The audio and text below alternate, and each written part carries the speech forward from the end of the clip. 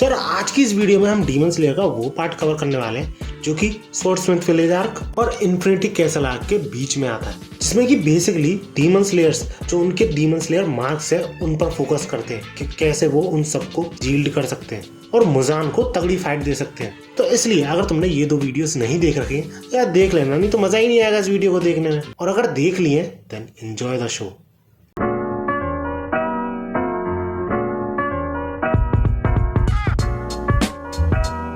तो यार swordsman village arc पे दो वीडियो बनाई थी मैंने, जो उसके पार्ट सेकंड के एंड में हमने देखा था कि नेजुको एक डीमन होते हुए भी सन को कॉन्कर कर लेती है। मतलब सन का कोई भी असर नहीं पड़ता उस पर, जो कि सब लोगों को चौंका देता है। और तांजीरो जो कि ये सोच रहा था कि उसकी बहन अब नहीं बचेगी सन की वजह से, वो काफी ज्यादा इमोशनल हो जाता है अपनी बहन को जिंदा देखकर। लेकिन सिर्फ यही लोग नहीं थे जो कि काफी ज्यादा सरप्राइज थे और खुश थे, उन सबसे कोसों दूर मुजान भी ये सब देख सकता था। एंड फाइनली इतने सालों बाद उसे सन से छुटकारा पाने का तरीका मिलता है, जो कि थी नेजुको। और अगर मुजान उसे खा ले और एब्जॉर्व कर ले तो वो भी सन को कॉन्कर कर सकता था।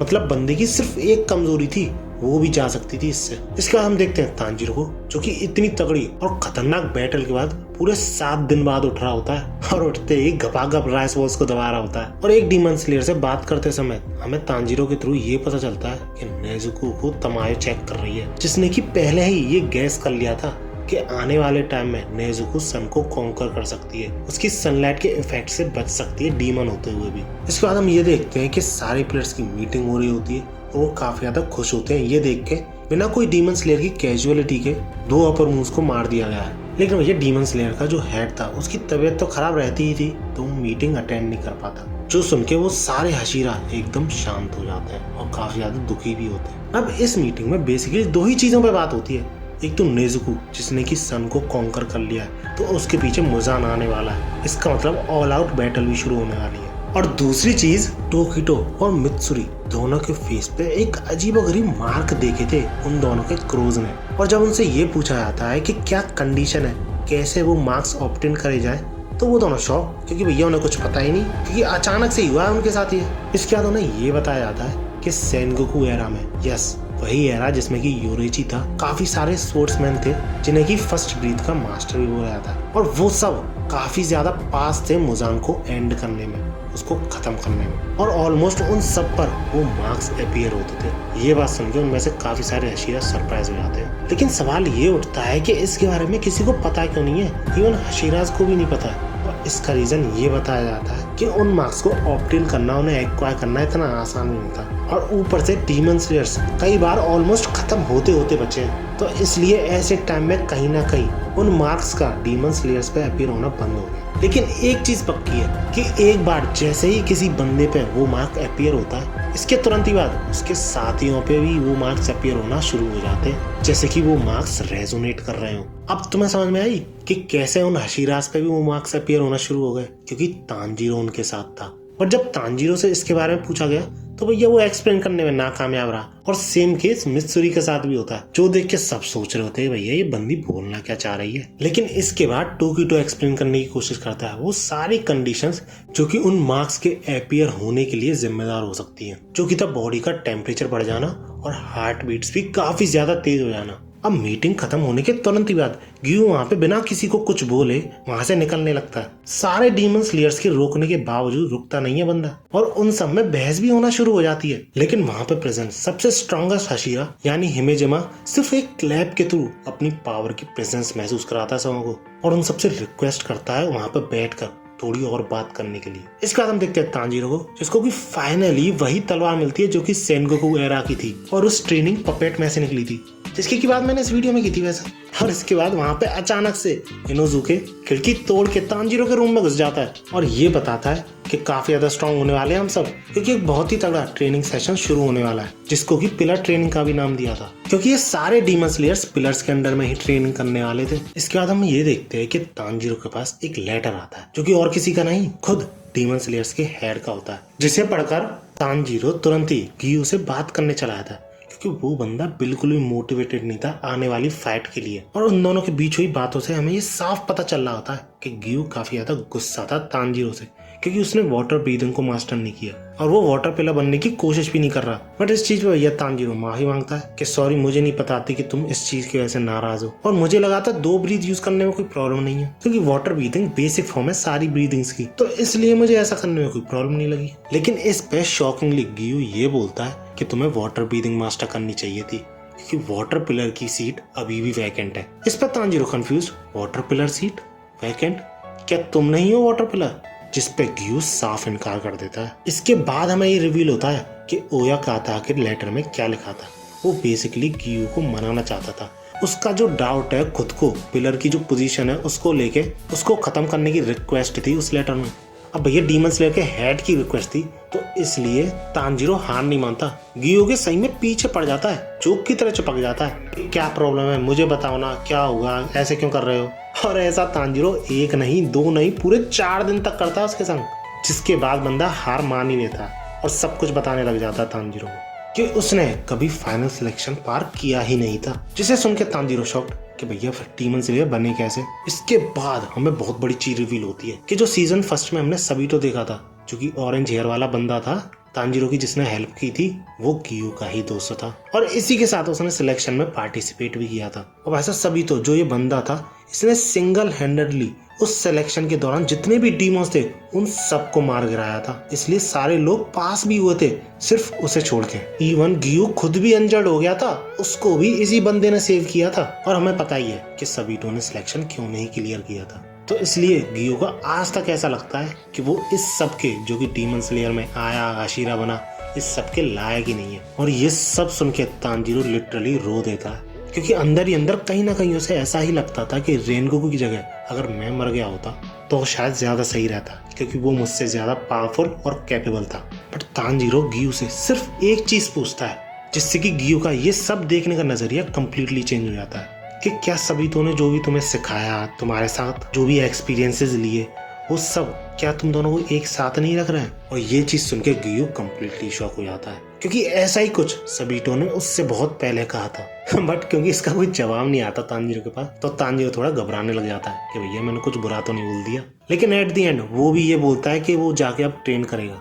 इसके बाद हम ये देखते हैं कि तानजीरो कंप्लीटली रिकवर्ड हो चुका होता है और पिलर ट्रेनिंग सेशंस को लेना शुरू कर देता है, जिसमें से कि सबसे पहली ट्रेनिंग होती है साउंड हाशिरा की, जो कि बेसिकली स्टेमिना ट्रेनिंग होती है, जिसे तानजीरो सिर्फ 10 दिन में कंप्लीट करके आगे नेक्स्ट स्टेज पे बढ़ जाता है, जो होती है मिस्ट हाशिरा की ट्रेनिंग। और इस ट्रेनिंग में तानजीरो को वो बेसिकली मसल्स को ईज और टेंस स्मूथली करना सिखाता है, और ये ट्रेनिंग भी तानजीरो बड़ी इजीली सिर्फ 5 दिन में कंप्लीट कर देता है। इसके बाद नेक्स्ट ट्रेनिंग जो होती है तानजीरो की, जिसे कि उसे कंप्लीट करना होता है, वो होती है मित्सुरी की यानी लव हाशिरा की, जिसमें बेसिकली डांस और स्ट्रेचिंग पे फोकस करा जाता है। और सही में अपनी ट्रेनिंग सेशंस के दौरान मित्सुरी सारे डीमन स्लेयर्स की हंसते हंसते लेती है। इसके बाद अगला ट्रेनिंग सेशन होता है इग्यूरो का, जिसके चेहरे पे साफ साफ जलन दिख रही होती है, क्योंकि तानजीरो ने मित्सुरी के साथ ट्रेनिंग करी थी। एंड ऑब्वियसली मित्सुरी ने बताया होगा कि कितना मजा आया उसे तानजीरो के साथ ट्रेनिंग करने में।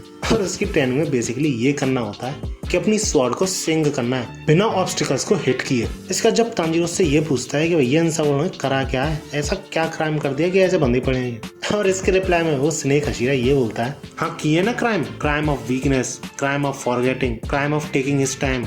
और ये सब सुन के और देख के तानजीरो को लिटरली पसीने छूट जाते हैं कि भैया अब क्या करूं मैं यहाँ पर। इसके बाद जब तानजीरो और वो स्नेक प्लेयर ट्रेनिंग करते हैं, स्पेसिफिकली एक दूसरे से फाइट करते हैं, तो वैसे तो उन दोनों की वुडन स्वॉर्ड्स होती हैं और सेम होती है, लेकिन फिर भी वो स्नेक प्लेयर लिटरली अपनी तलवार को स्नेक की तरह यूज कर सकता था, बेंड कर सकता था अजीब तरीके से। लेकिन जब तानजीरो ट्राई करता है ऐसा करने की, तो उसे खौफ में गिरे उन डीमन स्लेयर्स की आवाजें आने लग रही होती हैं। अब बंदा क्या करे, ये सब सुनकर और देखकर हालत खराब हो जाती है, उसकी हाथ कांपने लग जाते हैं। बट इवेंचुअली 4 दिन की हार्ड ट्रेनिंग सेशंस के बाद तानजीरो आखिरकार उसकी जैकेट फाड़ने में कामयाब हो जाता है और अगले ट्रेनिंग सेशन की तरफ बढ़ने लगता है, जो कि था सानेमी का डोजो यानी विंड हाशिरा का डोजो। लेकिन जब तानजीरो रास्ते में था तो अचानक से वहाँ पे जेनेत्सु पहुंच जाता है, जिसे देखकर तानजीरो बिल्कुल शॉक हो जाता है। और जेनेत्सु बिना एक भी वर्ड पूछे तानजीरो से सिर्फ एक ही चीज बोलता है, प्लीज मदद करो, मेरी मदद करो, मुझे बचाओ, मुझे बचाओ।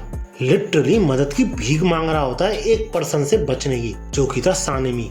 अब ऑब्वियसली तानजीरो को ज्यादा कुछ समझ में नहीं आ रहा होता है कि जेनेत्सु ऐसा बिहेव क्यों कर रहा है। लेकिन जब वो विंड पिलर के सेशंस अटेंड करता है, तब जाके बंदे को समझ में आता है कि जेनेत्सु भागने के पीछे इतना डेस्परेट क्यों था। लेकिन तभी तांजीरो गेन्या और सानेमी के बीच में झगड़ा होते हुए देखता है, जिससे साफ क्लियर हो रहा होता है कि सानेमी अपने भाई को बिल्कुल भी पसंद नहीं करता, क्योंकि गेन्या किसी भी तरीके की ब्रीदिंग स्टाइल यूज ही नहीं कर सकता था। तो इसलिए वो उससे डीमन स्लेयर कॉर्प्स छोड़ने की बोलता है और कंप्लीटली इग्नोर कर रहा होता है। लेकिन बातों ही बातों में गेन्या ये बोल देता है कि मैंने तुमसे सिर्फ शांति से बात करने के लिए डीमंस तक को खा लिया, सो डैट मैं फाइट कर सकूं और तुम मुझे रिकॉग्नाइज कर सको। बट इस चीज को सुन के बिल्कुल अपोजिट होता है। सानेमी कंप्लीटली शॉक्ड हो जाता है और काफी ज्यादा गुस्सा भी आता है उसे, इतना कि वो लिटरली गेन्या की आंखें तक फोड़ने वाला होता है। लेकिन एंड मोमेंट पे तांजीरो बैडली मैनेज कर पाता है गेन्या को बचाने में, जिस प्रोसेस में तांजीरो और गेन्या डोजो से बाहर आ जाते हैं। यहाँ पे जेनेत्सु प्रेजेंट था और जब वो सानेमी को इतने गुस्से में देखता है तो लिटरली बंदे की फट के चार हो जाती है। और जब तांजीरो ये पूछता है कि तुम करना क्या चाहते हो, क्या गेन्या को मारना चाहते हो तुम, तो इस पे सानेमी सिंपल सा जवाब देता है कि नहीं, काफी ज्यादा आसान होता है ऐसा करना, लेकिन वो रूल्स के खिलाफ है। लेकिन मैं उसे इनकैपेबल बना दूंगा डीमन हंटर्स में काम करने के लिए, जिस चीज का तांजीरो कंप्लीटली अपोज करता है और गेन्या को काफी बड़ा रीजन बताता है जिससे कि वो दोनों डीमंस को मार पाए थे अपर वुंड्स वाले। लेकिन सानेमी को उससे कोई फर्क नहीं पड़ रहा होता है और वो ये बोल देता है अगर तुम रास्ते में आए तो तुम्हारे साथ भी मुझे यही करना पड़ेगा। जिसके बाद सानेमी काफी तगड़ा मुक्का मारता है तांजीरो को, लेकिन इस बार वो उसका मुक्का रोक लेता है और अपने हाथों के थ्रू उसके ब्लो को एब्जॉर्ब भी कर लेता है। और इतना ही नहीं, तांजीरो सानेमी की एक तगड़ी किक भी मार पाता है, जिसे देख के जेनेत्सु काफी ज्यादा सरप्राइज हो जाता है कि वो सानेमी को हिट कर पाया। जिसके बाद तांजीरो जेनेत्सु से ये बोलता है कि वो गेन्या को वहां से ले जाए और उसे आंख मारता है। इससे जेनेत्सु काफी ज्यादा फ्रीक आउट हो जाता है, क्योंकि अगर सानेमी को पता चला कि वो तांजीरो के साथ है तो वो उसका भी बहुत बुरा हाल करेगा। और इसी तरह वहां पे काफी बड़ा झगड़ा शुरू हो जाता है, जिसके की बाद तांजीरो को काफी कुछ सुनना भी पड़ता है और ये डिसाइड किया जाता है कि वो विंड हशीरा के अंडर में काम नहीं करेगा, यानी ट्रेनिंग नहीं करेगा। इसके बाद तांजीरो और जेनेत्सु दोनों स्टोन हशीरा के ट्रेनिंग सेशन में जा रहे होते हैं, जो कि माउंटेन्स में होती है। और वहाँ के ट्रेनिंग सेशंस को देखकर लिटरली दोनों की तशरीफ फट जाती है, क्योंकि वहाँ पे डीमन स्लेयर्स वाटरफॉल के नीचे बैठे होते हैं। और यही नहीं, जो स्टोन हशीरा था वो फ्लेम्स के ऊपर खड़ा होके इतना सारा वेट उठाए हुआ होता है और तांजीरो जेनेत्सु को वेलकम करता है। अब इस हशीरा के ट्रेनिंग सेशंस में बेसिकली 3 स्टेजेस है। पहली वाटरफॉल के नीचे बैठना, दूसरी 3 लॉग्स को एक साथ उठाना और तीसरी और मोस्ट डिफिकल्ट जो है उस स्टोन को पूरे टाउन में घुमा कर वापस लाना। अब ये तीनों स्टेजेस इतनी डिफिकल्ट थी कि पहली स्टेज यानी वाटरफॉल वाली स्टेज को करने में ही सारे डीमन स्लेयर्स की हालत खराब हो जाती है और इनुजुका का तो ऑलमोस्ट खेल खत्म ही हो जाता अगर तांजीरो ने उस पर ध्यान नहीं दिया होता। तो बंदा वाटरफॉल के नीचे बैठे बैठे ही बेहोश हो गया था। इसके बाद जब वो ब्रेक के बीच में खाना खा रहे होते हैं और बातें कर रहे होते हैं तो वो सब ये बात जानते थे और एग्री करते थे कि स्टोन हशीरा यानी हिमेजिमा स्ट्रॉन्गेस्ट डीमन हंटर है इवन अमंग हशीराज।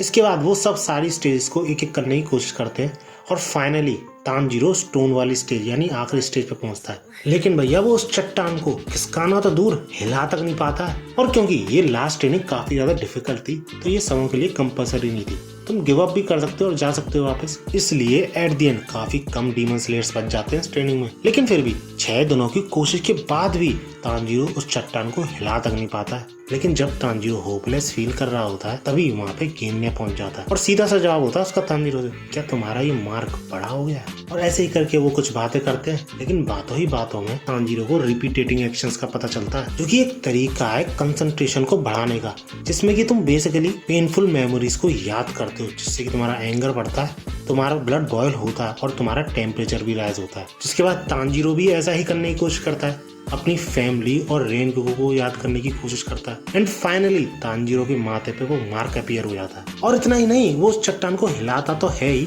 और उसी के साथ साथ उसे मूव भी करने लग जाता काफी अच्छी स्पीड से, जैसे देख के जेनेत्सु फ्रीक आउट हो जाता है, भैया ये कौन है मॉन्स्टर। और क्योंकि इनुजुका काफी ज्यादा कॉम्पिटिटिव बंदा है तो तांजीरो के जैसे वो भी अपनी चट्टान को मूव करने लग जाता है और जेनेत्सु यही सोच रहा होता है कि भैया मैं तो अकेला ही रह गया। और इतने तगड़े ट्राई को देख के हिमेजिमा तांजीरो से इम्प्रेस हो जाता है काफी ज्यादा, क्योंकि ज्यादातर डीमन स्लेयर्स कुछ दिन ट्राई करते हैं और हार मान के चले आते हैं, लेकिन तांजीरो ने हार नहीं मानी और एट द एंड करके भी दिखाया। तो इस तरह तांजीरो अपने डीमन स्लेयर मार्क को मास्टर कर लेता है। एंड दैट्स इट, आज की वीडियो में इतना ही। अगर वीडियो अच्छी लगी हो तो लाइक जरूर करना, क्योंकि काफी ज्यादा मेहनत लगती है ऐसी लंबी वीडियो बनाने में। ऐसी ही वीडियोस के मेरे चैनल को सब्सक्राइब भी कर सकते हो, क्योंकि काफी अलग अलग तरीके के एनिमे पे मैंने वीडियो बना रखी है, तुम प्लेलिस्ट भी चेकआउट कर सकते हो।